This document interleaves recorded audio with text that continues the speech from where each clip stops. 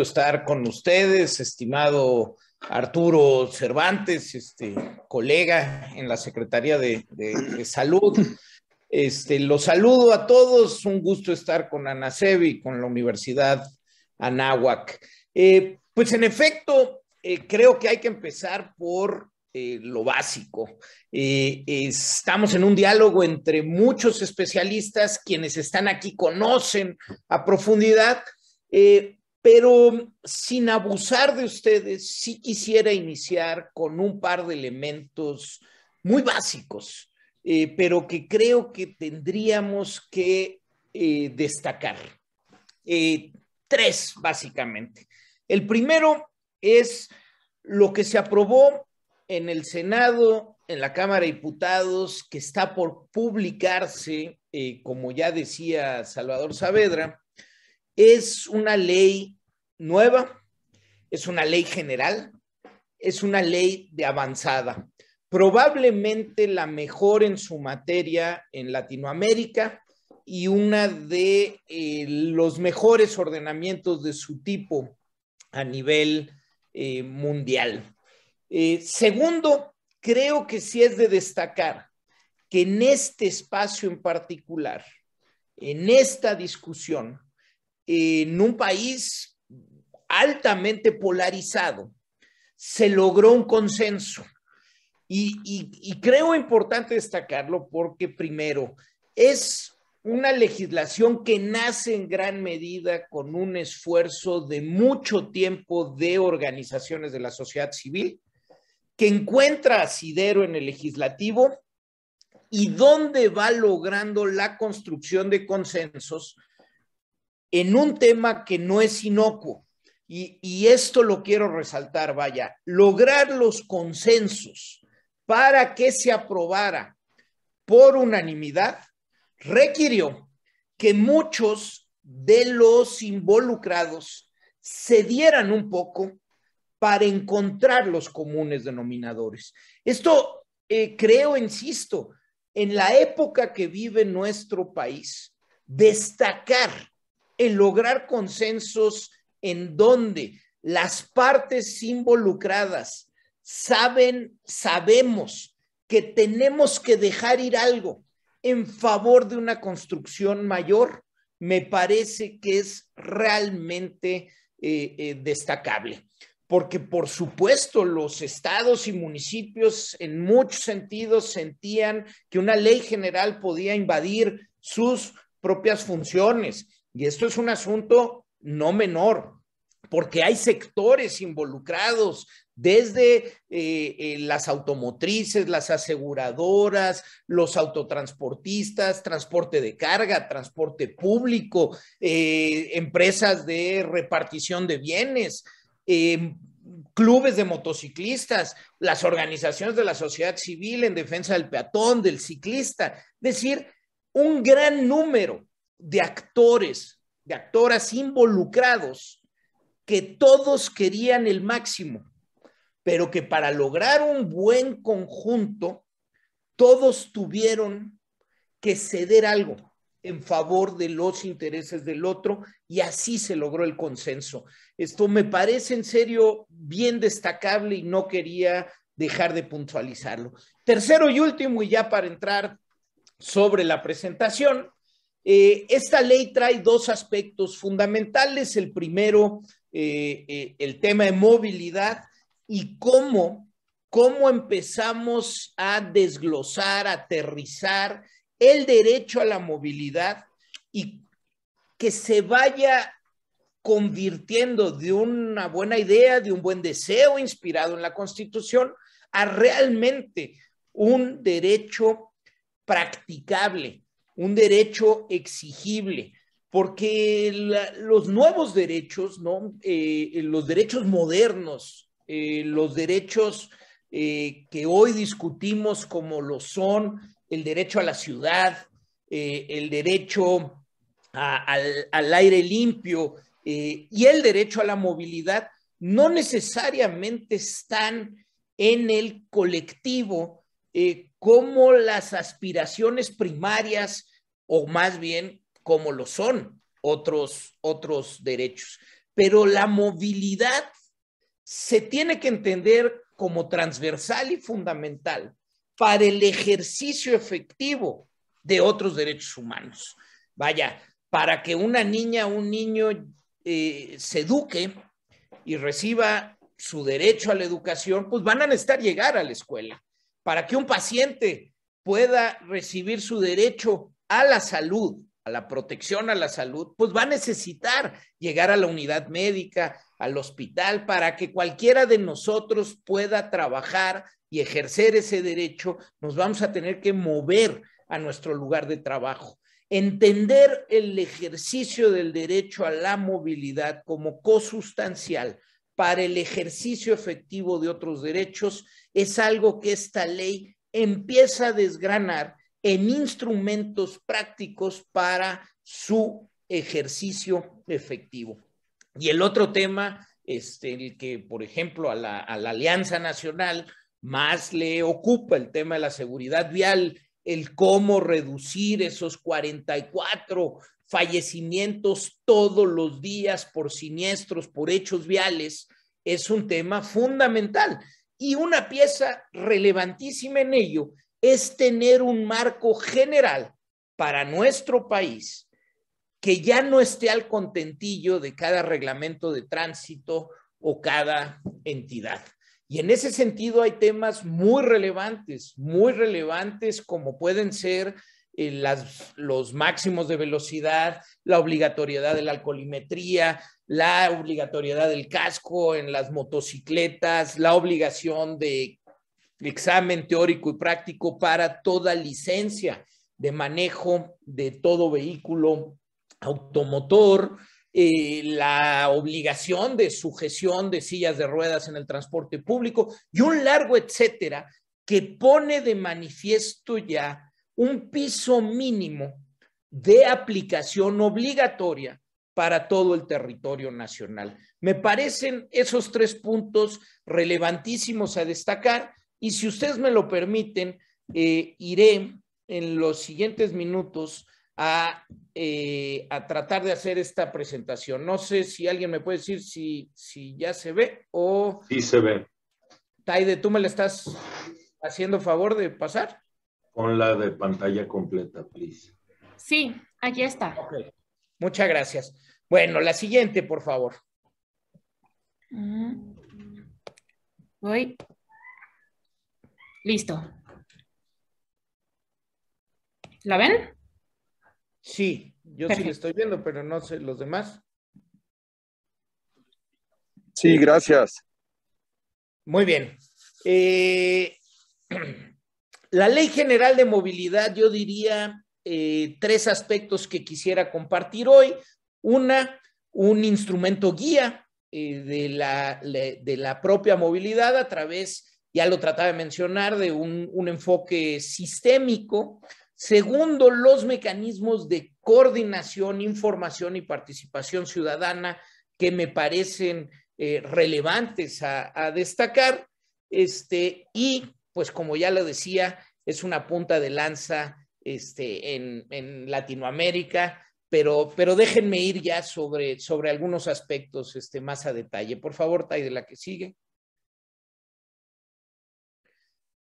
Creo que una de las cosas relevantes, y ustedes como expertos, pues bien lo saben, es que esta ley, pues ya nos define, digámoslo así, los 20 principios de la movilidad. Y estos 20 principios tendrán que estar reflejados en toda la normatividad que se desprenda a partir de la propia ley y las demás leyes que tengan que armonizarse con la guía de la propia Ley General de Movilidad y Seguridad Vial. Los 20 principios que ustedes conocen, pero que resultan relevantes, ¿no? Vaya, cada uno de ellos como puntal para ir pensando en la movilidad de manera diferente. Yo destacaría temas como la perspectiva de género, que no necesariamente está en el consciente de la planeación de la movilidad, y claro que hay que destacar que por género nos movemos diferente, con necesidades al día de hoy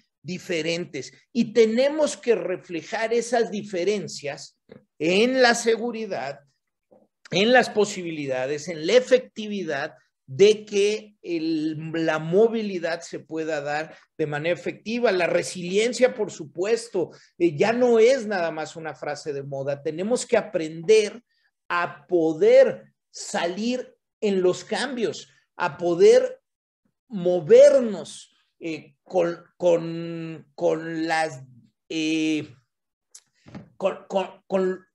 las transformaciones que estamos surtiendo. La mayoría de nuestras ciudades, y otra vez aspiro a no decir muchas obviedades en un grupo de expertos, pero muchas de nuestras ciudades son cochistas. Se pensaron, se planearon e incluso se soñaron porque el bienestar de alguna manera estaba reflejado en si tenías o no un vehículo, las cocheras en los edificios, la exigencia de estacionamientos y las propias vías de movilidad estaban planeadas para los coches. ¿Cómo construimos ciudades resilientes que se muevan a entender que el bienestar esté sujeto hoy al transporte público, a la caminabilidad y ya no a la utilización del coche? Es un gran tema, pero tiene que estar claramente expresado en los principios para que se vea reflejado. La que sigue, por favor, Taide. Otro tema que me parece muy importante es que la ley con toda puntualidad jerarquiza la movilidad. Ustedes conocen la pirámide de las jerarquías, las personas primero, los ciclistas y usuarios de vehículos no motorizados, las personas usuarias y prestadores de servicio de transporte público, el transporte de carga en mercancías y hasta el final el coche. ¿Por qué es importante? Porque esta jerarquía ya establecida en una ley general nos tiene que llevar a actuar en consecuencia en la planeación presupuestal, actuar en consecuencia en los reglamentos de tránsito, en los ámbitos locales y un largo etcétera, pero ya está establecido en un paraguas general a qué la acción pública le tiene que dar prioridad. La que sigue, por favor. Ya lo decía yo, un enfoque sistémico, entender que mucho de lo que sucede para poder lograr la seguridad tiene que estar basado en evidencia, tiene que ser política pública que claramente reciba información, aprenda de la información y se actúe en consecuencia de esto. Tenemos que entender el error humano para poder planear nuestra infraestructura de manera adecuada. Yo no sé si ustedes vieron alguna vez este video donde en una ciclovía había un espacio en donde todo ciclista que pasaba caía. Pues no era un problema del ciclista, era un problema de la planeación de los volardos de esa ciclovía. Tenemos que anticipar el error humano y la infraestructura, la planeación de manera sistémica tiene que estar pensada en todo ello para, al final de cuentas, reducir en todo lo posible las muertes y las lesiones que definitivamente son prevenibles y sobre todo se dan en nuestra población más joven. La que sigue, por favor. Se forma el Sistema Nacional de Movilidad. Esto le va a dar una aspiración de integralidad en su gobernanza nacional, en donde va a participar la SEDATU, la Secretaría de Infraestructura, Comunicaciones y Transportes, la Secretaría de Economía, las entidades federativas y otras autoridades de la movilidad. Este sistema va a empezar a dar un cuerpo conjunto de orden que junto con las reglas va a empezar a armonizar, que no cruces la frontera de una entidad y las cosas sean completamente diferentes. pasa en los temas más simples, ¿no? Hay entidades donde te pueden quitar la licencia por haber tenido un siniestro vial bajo los efectos del alcohol, y en el estado de junto te pueden otorgar otra licencia. Un sistema integral con la información adecuada, pues va a evitar que estas cosas sucedan. La que sigue, por favor. El Sistema Nacional de Movilidad tiene ya en esta ley establecidas cuáles son sus facultades, y ya nos cambiaron la presentación. Muy bien, perfecto. Y dentro de ellas, pues está el formular y aprobar la Estrategia Nacional de Seguridad Vial, el proponer las variables e indicadores del sistema de información para poder ir dando seguimiento. Por ejemplo, el poder contar con la georreferenciación de dónde están pasando los accidentes, dónde estamos teniendo hechos viales y siniestros de manera significativa, nos puede dar la oportunidad de hacer cambios sustantivos. Miren, lo hemos vivido todos quienes hemos estado en la política pública. En la Ciudad de México, cuando tuvimos el mapeo de los cruceros más peligrosos, donde se estaban registrando la mayor cantidad de atropellamientos, pues nos pusimos a ver qué estaba sucediendo, y de repente pues era cosa de quitar un puesto que estaba en la vía pública para poder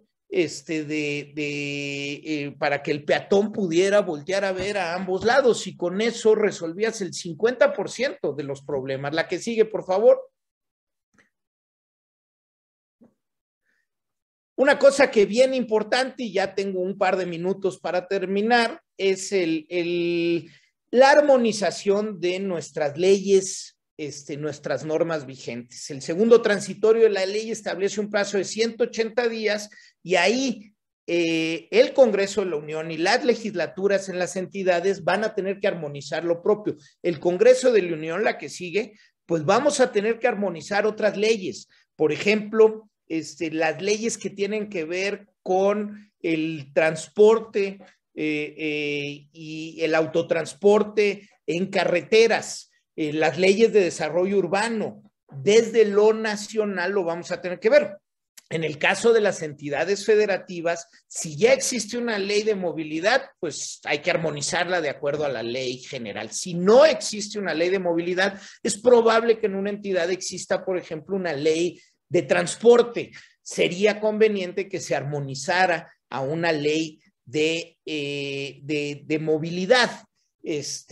Podemos, por supuesto, también pensar en esas entidades que son muchas todavía, son 3 entidades que no tienen una ley, y van a tener que redactar su propia ley de acuerdo a la ya existente.